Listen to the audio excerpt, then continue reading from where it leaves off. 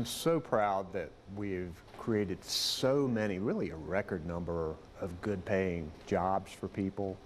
We've put a clean energy plan to get us on to a carbon neutral future in our state. And I think we have presented our state across the country and the world as a state that values diversity, that has a great quality of life, and is the perfect place for you to come, establish your business, raise a family. And I think that, you know, when I look at my overall mission statement of making sure we're North Carolina where people are better educated, healthier, having more money in their pockets, and the opportunity to live lives of purpose and abundance, I have a lot of hope because we are coming out of this pandemic. It's still frustratingly gnawing at us, and obviously we continue to have cases and sickness and death.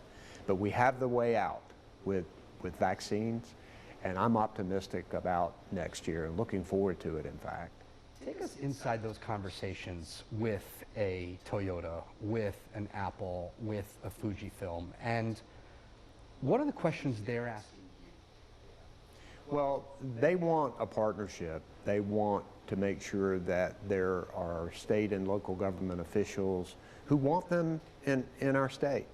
And I assure them of that. I also let them know that our universities and community colleges and high schools are going to work with them to provide them with the workforce, because that's the number one thing right now, is making sure that they have a quality workforce.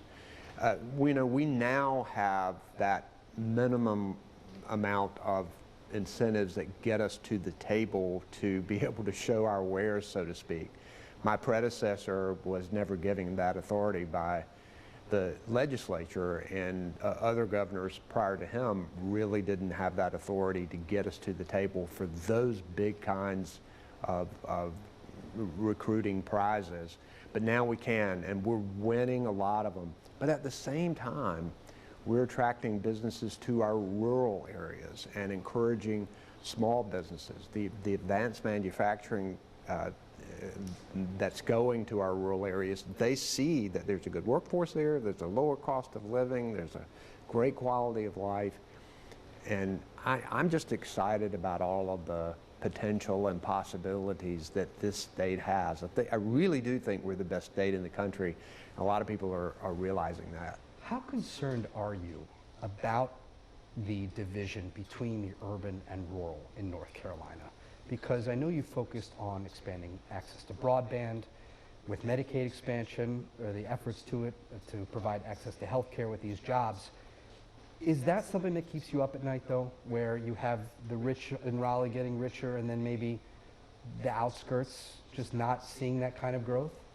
So we do have a rural-urban divide, but the key is to try to make them complement each other. And we're seeing a number of our urban areas increasing their economic development zone to include counties that are outside of the urban sphere, because we know that if we attract jobs to a particular area, there are many counties around that are going to benefit from supply chain.